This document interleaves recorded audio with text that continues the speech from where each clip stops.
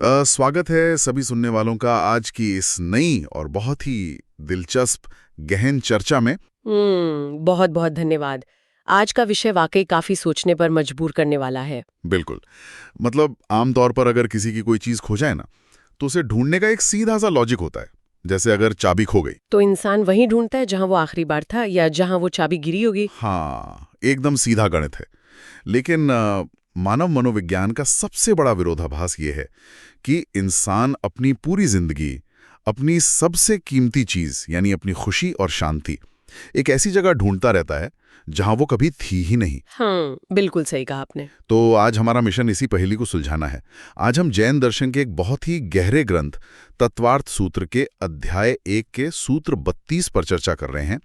और ये सिर्फ कोई धार्मिक पाठ नहीं है, बल्कि हमारे दिमाग की जो डिफॉल्ट प्रोग्रामिंग है ना, उसका एक बहुत ही निर्मम विश्लेषण है। और इस विश्लेषण की सबसे खास बात यह है कि ये हमारी उस बुनियादी सोच को ही हिलाकर रख देता है जिसे हम सच मानते आए हैं। मतलब कि ज्यादा जानकारी होना ही ज्ञान है।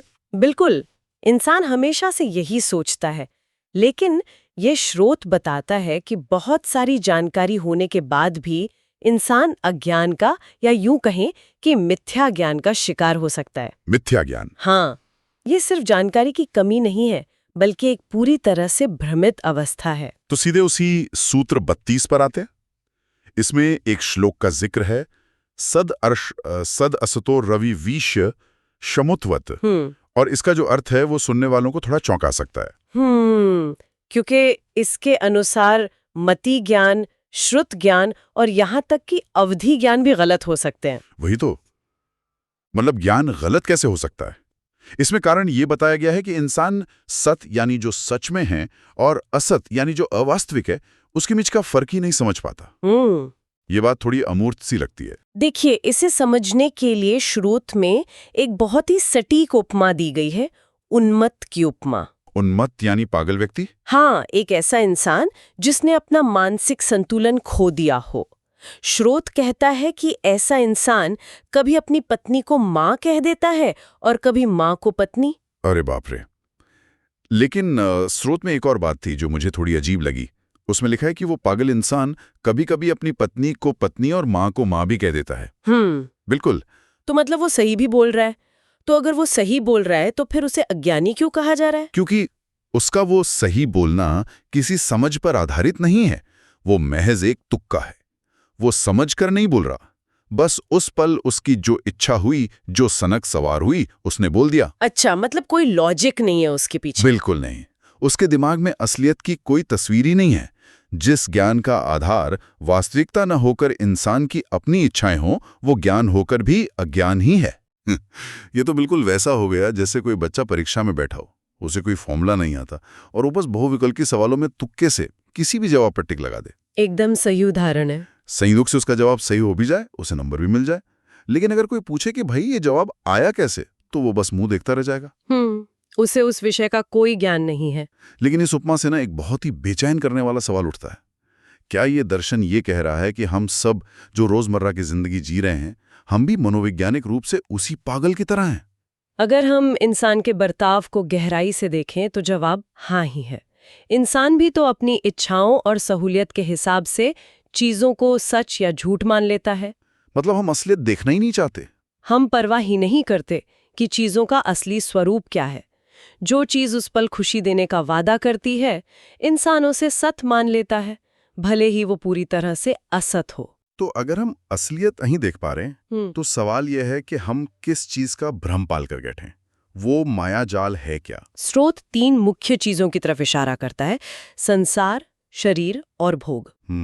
इंसान की ये बुनियादी सोच बन गई है कि संसार में सुख है, जबकि सच्चाई ये है कि संसार दुखों का एक चक्र है। और शरीर के बारे में भी हम यही सोचते हैं ना, कि ये हमेशा स्वस्थ रहेगा। बिल्कुल, जबकि शरीर का स्वभाव ही नश्वर होना है। और तीसरा है भोग, यानी सांसारिक सुख।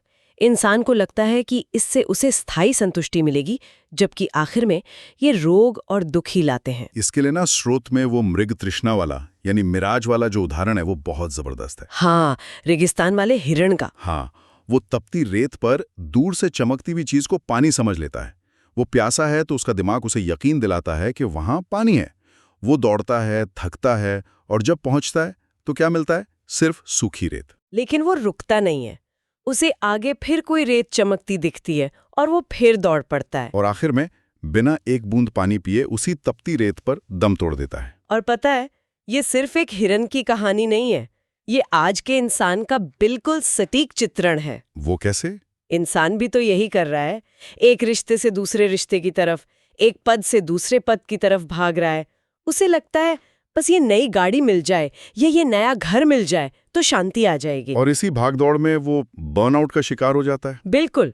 पर वो कभी रुककर ये नहीं सोचता कि जिस चीज के पीछे वो भाग रहा है उसमें सच में पानी है भी या नहीं। इस ना रुकने वाली आदत पर ना श्रुत में एक बहुत ही मजेदार लेकिन गहरी कहानी है, वो शादी वाले लड़के की। हाँ, वो किस्सा बहुत दिलचस्प है। एक लड़का जिसकी शादी होने वाली है, वो अपनी माँ के पास जाता है और एकदम सीधा सवाल पूछता है, माँ सच सच बताना, शादी से पहले तुमने जैसा सुख सोचा था क्या सच में वैसा सुख मिला? और माँ कोई जवाब ही नहीं देती। हाँ, वो एकदम चुप। फिर वो अपने पिता के पास जाता है। पिता भी बात को टाल देते हैं और कहते हैं, अरे ये तो संसार की रीति है, सबको करनी पड़ती है, तुम भी कर लो। यहाँ सबसे दिलचस्प बात ये है कि दोनों ही असलियत का सामना करने से बच रहे हैं। बिल्कुल। पर कहानी का जो असली पंच है ना, वो इसके बाद आता है। जब माता पिता जवाब नहीं देते तो लड़का मामा के पास जाता है। मामा भी चुप रहते हैं। लेकिन अगले दिन मामी आती है और लड़के से कहती है, भैया तुम हमारे घर मत आया करो, तुम्हें शादी करनी है करो, नहीं करनी है मत करो, पर हमारा घर मत उजाड़ो। और इसका कारण क्या था? मामी बताती है कि तुम्हारे उन सवालों की वजह से तुम्हारे मामा 3 दिन से उदास बैठे हैं। ये प्रसंग ना मानव मनोविज्ञान का एक बहुत बड़ा रहस्य खोलता है। जो माता पिता या रिश्तेदार खुद इस मृग तृष्णा से गुजर चुके हैं, वो फिर भी अपने बच्चों को उसी रास्ते पर धकेलते हैं। इसे ही शायद संक कॉस्ट फैलेसी कहते हैं मनोविज्ञान में। एकदम सही। इंसान इतना निवेश कर चुका होता है कि वो अपनी गलती मान ही नहीं पाता। ये तो वैसा हो गया कि किसी ने अपने पैर पर भारी पत्थर मार लिया हो। हाँ, और उसे भयंकर दर्द भी हो रहा हो। बिल्कुल। लेकिन दर्द को स्वीकार करने के बजाय वो वही पत्थर उठाकर दूसरों के पैर पर मारना शुरू कर दे ताकि वो अकेला महसूस ना करे। मतलब ये तो एक अंतहीन चक्र हो गया। हम बस इंसान बदल देते हैं, पहले माता पिता से सुख की उम्मीद, फिर जीवन साथी से, फिर बच्चों से, लेकिन सुख पाने की जो अपेक्षा है वो कभी नहीं बदलती। और इसीलिए दर्शन इसे अज्ञान कहता है। इतनी निराशा मिलने के बाद भी इंसान झूठी उम्मीदों को छोड़ना ही नहीं चाहता। इस जिद की भी एक कहानी है स्रोत में। सरसों के दानों वाली, जो मुझे बौद्ध दर्शन की किस्सा गौतमी की याद दिलाती है। हाँ, वो माँ जिसके जवान बेटे की मृत्यु हो जाती है, वो उस मौत को मान ही नहीं पाती। रोते हुए एक संत के पास जाती है कि किसी तरह मेरे बेटे को जिंदा कर दो, और संत भी उसे सीधे मना नहीं करते, क्योंकि उन्हें पता है कि सीधे बोलने से उसका भ्रम नहीं टूटेगा। तो वो क्या शर्त रखते हैं कि एक मुट्ठी सरसों लानी होगी। लेकिन शर्त का दूसरा हिस्सा सबसे जरूरी था। वो सरसों सिर्फ उसी घर से लानी है जहां आज तक किसी की मृत्यु न हुई हो। और वो माँ पूरी उम्मीद में दौड़ पड़ती है। उसे लगता है रास्ता मिल गया। वो हर घर जाती है, लोग उसे बोरी भर सरसों देने को तैयार हो जाते हैं। लेकिन जैसे ही वो पूछती है कि क्या इस घर में कोई मरा है, तो हर घर से जवाब मिलता है कि हाँ, किसी के दादाजी, किसी के पिता, किसी की पत्नी। पूरे गांव में उसे एक भी ऐसा घर नहीं मिलता जहां मृत्यु ना हुई हो। अब देखिए, इसका दार्शनिक निष्कर्ष बहुत गहरा है।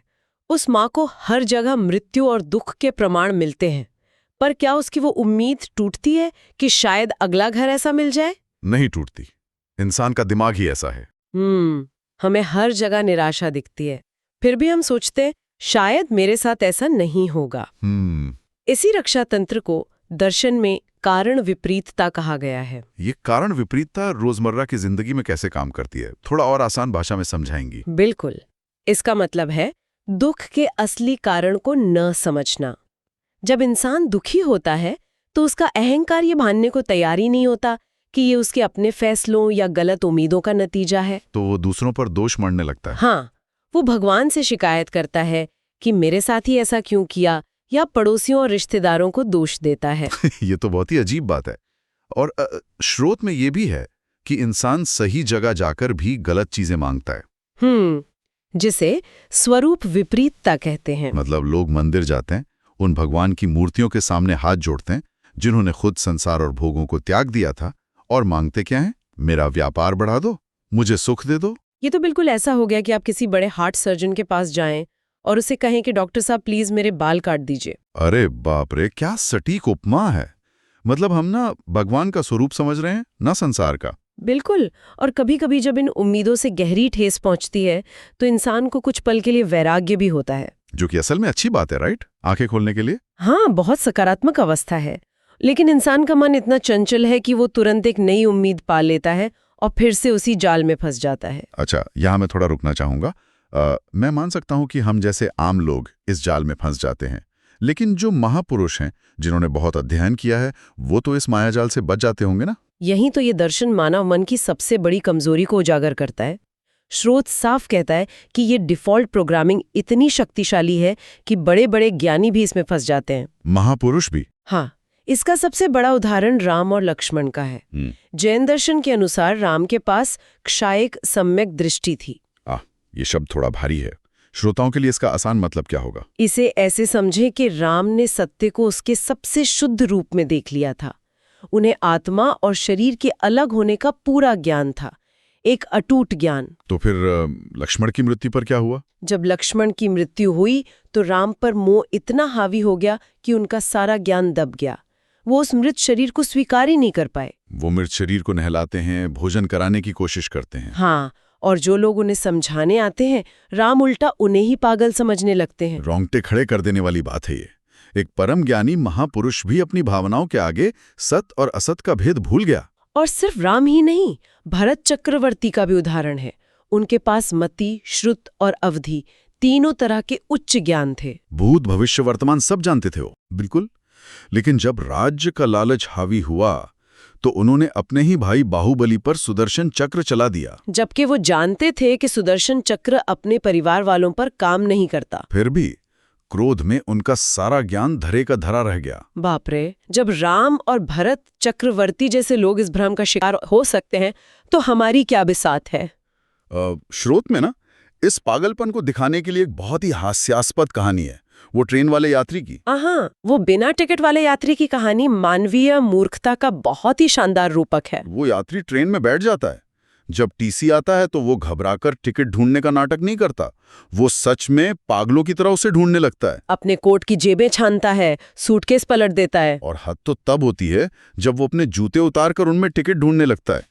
टीसी भी हैरान कि भाई जूतों में कौन टिकट रखता है। और फिर वो अपने बगल वाले यात्री की जेब में भी ढूंढने लगता है। हाँ, और जब टीसी हार मानकर जाने लगता है तो वो आदमी चिल्लाता है, अरे रुको, मैं तुम्हें दिखाने के लिए थोड़ी ढूंढ रहा हूँ, मुझे तो बस ये देखना है कि मुझे उतरना कहाँ है। बाहर से ये कहानी बहुत फनी लगती है, लेकिन इसका मनोवैज्ञानिक सच बहुत डरावना है। मतलब हम भी तो जूतों में टिकट ढूंढ रहे हैं। बिल्कुल। वो इंसान टिकट वहां ढूंढ रहा है जहां उसके होने की कोई संभावना ही नहीं है। आज का इंसान भी खुशी और शांति को संसार और भोगों में ढूंढ रहा है जहां उनका कोई अस्तित्व ही नहीं है। और विडंबना यह है कि हमें अपनी मंजिल भी नहीं पता, बस एक अंधी दौड़ है। पागलों की तरह बस ढूंढ रहे हैं। तो सवाल ये उठता है कि इस पागलपन से बाहर कैसे निकलें? क्या सिर्फ मंदिर जाने से बात बन जाएगी? स्रोत बहुत स्पष्ट है। धर्म सिर्फ मंदिर या पूजा पाठ तक सीमित नहीं है। लोग सोचते हैं कुछ चीजें छोड़ दी तो ज्ञानी हो गए। तो असली रास्ता क्या है? असली धर्म है सच्ची सामायिक। ये सिर्फ 1 घंटा आंख बंद करके बैठना नहीं है। तो ये कोई निरंतर चलने वाली प्रक्रिया है? हाँ, ये पल पल सोचना है कि ये संसार अशरण है।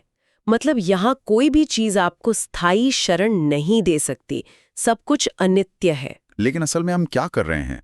स्रोत में विद्वानों की बहस का भी जिक्र है ना? हाँ, जो लोग खुद को ज्ञानी मानते हैं वो इस बात पर लड़ रहे हैं कि ज्ञ शब्द का सही उच्चारण कैसे करें। मतलब शब्दों की बनावट में उलझ गए और असली वैराग्य पीछे छूट गया। बिल्कुल, और इस अहंकार ने आम लोगों को धर्म से और डरा दिया है। और भजनों का भी तो यही हाल है।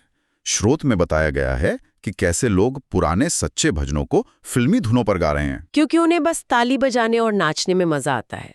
जैसी मांग वैसी पूर्ति, अर्थ चाहे जो भी हो, बस पल भर का मनोरंजन चाहिए। ये सब कुछ उसी सत और असत का भेद न समझ पाने का ही नतीजा है ना। हम बस दिखावे का धर्म कर रहे हैं। सच्चाई तो ये है कि हम 24 घंटे सिर्फ अपने शरीर की नौकरी कर रहे हैं।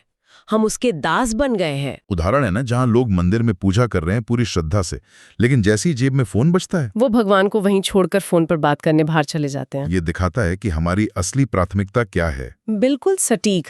जब तक हम सत और असत के बीच एक स्पष्ट रेखा नहीं खींचेंगे, तब तक हम भौतिक शरीर और अपनी असली चेतना के बीच का अंतर नहीं समझ पाएंगे। इसी में कार्बन शरीर का भी जिक्र आता है। ये भौतिक शरीर तो शीशे में दिखता है, पर ये कार्बन शरीर क्या है? बहुत आसान शब्दों में, ये कर्मों का वो सूक्ष्म और अदृश्य आवरण है जो आत्मा से जुड़ा होता है। जब हम सिर्फ बाहरी इच्छाओं में लगे रहते हैं तो नए कर्म बांधते हैं जो इस कार्बन शरीर को भारी बनाते हैं। मतलब हम बाहरी दिखावे में इतने खो गए हैं कि हमें अपने भीतर के इस तंत्र का पता ही नहीं चलता। एकदम सही। जब तक बाहरी चीजों का भ्रम नहीं टूटेगा, भीतर का ज्ञान कभी नहीं होगा। कमी नहीं है, बल्कि सच्चाई को ना मानने की हमारी एक बहुत जिद्दी आदत है। बिल्कुल सही सारांश है। इंसान पूरी जिंदगी उस मुट्ठी भर सरसों की तलाश में भटक रहा है जो किसी घर में नहीं मिल सकती, और उस ट्रेन के टिकट को जूतों में ढूंढ रहा है जो उसने कभी खरीदा ही नहीं था। और जब तक इंसान इस उन्मत्त अवस्था को स्वीकार नहीं करेगा, वो इस अंतहीन चक्र से बाहर नहीं आ सकता। तो अब वक्त है सुनने वालों के लिए एक छोटे से आत्मनिरीक्षण का। ये सोचिए कि आप अपनी रोजमर्रा की जिंदगी में कौन सा ऐसा काम कर रहे हैं जो बिल्कुल जूते में टिकट ढूंढने जैसा है। हम अपनी शांति वहां क्यों तलाश रहे हैं जहां उसके होने की कोई गुंजाइश ही नहीं है? और जाते जाते एक ऐसा विचार जो इन सब दार्शनिक कहानियों से उभरता है, जो शायद सबसे गहरा सवाल है आज का। बिल्कुल, यदि हमारी पूरी जैविक और मानसिक संरचना, हमारी बायोलॉजिकल प्रोग्रामिंग सिर्फ सुख ढूंढने और इस शरीर को बचाने के लिए ही बनी है, तो क्या सच्ची आध्यात्मिक शांति पाने के लिए हमें अपने ही मन की उस डिफॉल्ट प्रोग्रामिंग के खिलाफ एक बहुत बड़ी बगावत नहीं करनी होगी? सोचने वाली बात है। आज के इस विश्लेषण में हमारे साथ गहराई तक उतरने के लिए आप सभी का बहुत बहुत धन्यवाद। मिलते हैं अगली बार एक नए विचार के साथ। तब तक जूतों में टिकट ढूंढना बंद कीजिए और वास्तविकता की ओर आंखें खोलिए।